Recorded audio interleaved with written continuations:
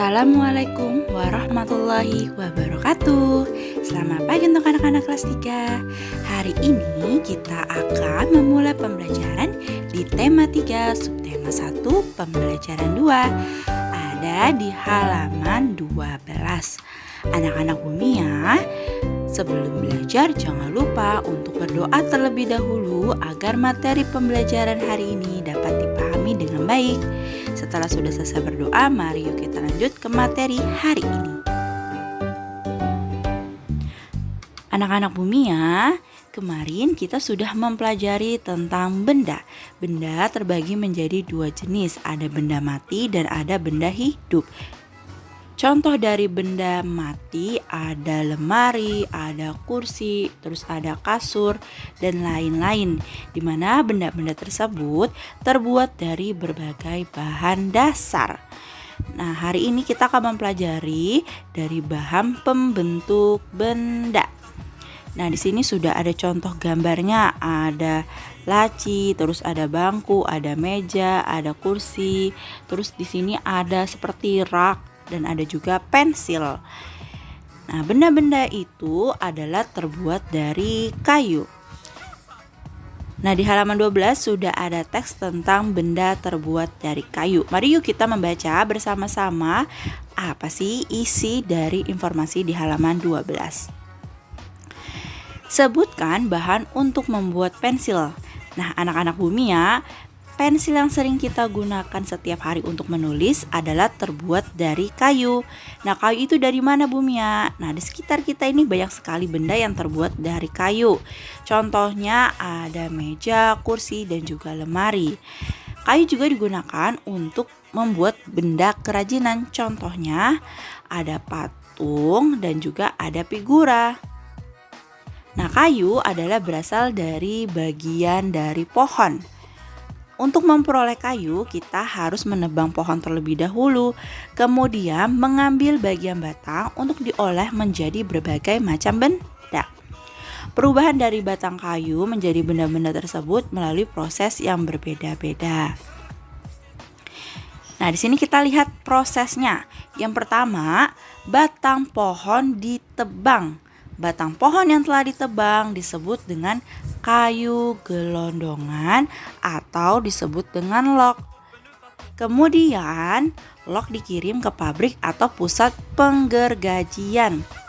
Pengiriman log menggunakan angkutan khusus. Jadi nggak bisa sembarangan menggunakan angkutan lain. Contohnya seperti truk. Nah, kalau truk ini adalah transportasi melalui darat. Sedangkan kalau menggunakan kapal, dia adalah transportasi air, dia melalui sungai. Setelah itu, log dipotong-potong sesuai dengan keperluan. Untuk menghindari jamur dan serangga yang dapat menyerang kayu, maka kayu perlu dikeringkan. Jadi untuk menghindari jamur dan serangga, kayu harus dikeringkan selama beberapa minggu, yaitu dijemur sekitar 2-4 minggu. Nah, setelah dijemur, kayu siap diolah sesuai keperluan. Kayu dapat dipilih menjadi bahan dasar benda. Mengapa? Karena kayu mempunyai banyak keunggulan. Keunggulan itu apa saja, Bumia? Keunggulan kayu adalah yang pertama, mudah dibentuk. Nah, beberapa benda yang terbuat dari kayu jati dapat bertahan sampai puluhan bahkan ratusan tahun. Tadi ada keunggulan.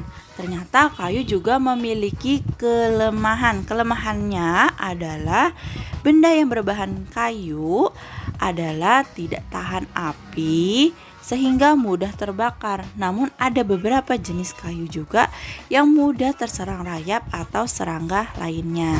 Jadi keunggulannya yang pertama mudah dibentuk dan beberapa kayu yang terbuat dari bahan jati contohnya dapat bertahan sampai ratusan tahun. Sedangkan kelemahannya adalah tidak tahan api dan juga gampang terserang rayap atau serangga. Nah, setelah tadi kita sudah membaca teks informasi tentang benda yang terbuat dari bahan kayu, kalian menjawab pertanyaan yang ada di halaman 13 sampai 14, nomor 1 sampai nomor 4. Di halaman 15 kita memperhatikan benda-benda yang ada di sekitar kita. Adakah yang terbuat dari kayu? Nah, kita akan menuliskan pengamatan kamu di kolom yang telah disediakan.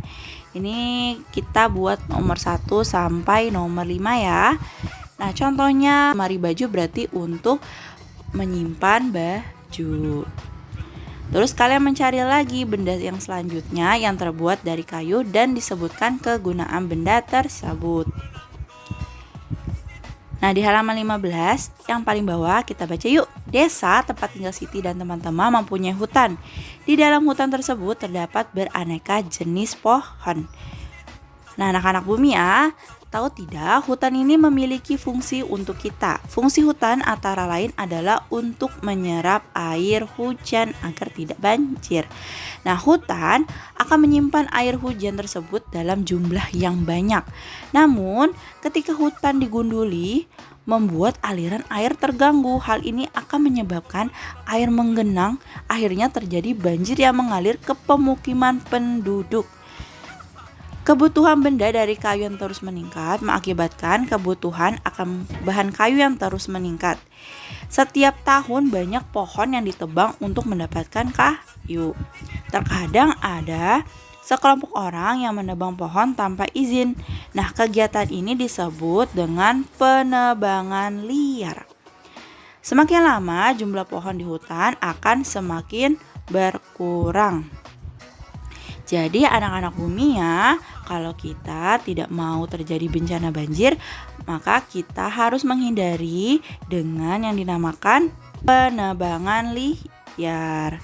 Karena penebangan liar ini akan membuat hutan yang tadinya lebat menjadi lama-lama gundul. Jadi pohonnya nggak ada, sehingga pohon-pohon yang fungsinya tadi harusnya menyerap air jadi terganggu.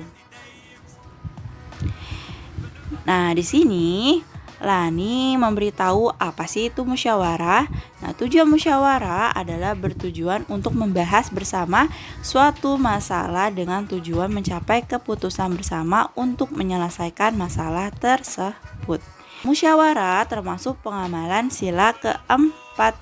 Sila keempat simbolnya adalah kepala banteng yang berbunyi kerakyatan yang dipimpin oleh hikmat kebijaksanaan dalam permusyawaratan perwakilan. Setelah tadi kita sudah membaca informasi di atas, mari yuk kita bermusyawarah bersama. Karena kalian di rumah, kalian bermusyawarah bisa dengan kakak ataupun ibu atau ayah kalian. Di halaman 17. Oke, untuk materi hari ini telah selesai. Untuk anak-anak bumi ya, apabila ada yang ingin ditanya, boleh ditanyakan ke Bumi ya. Wassalamualaikum warahmatullahi wabarakatuh.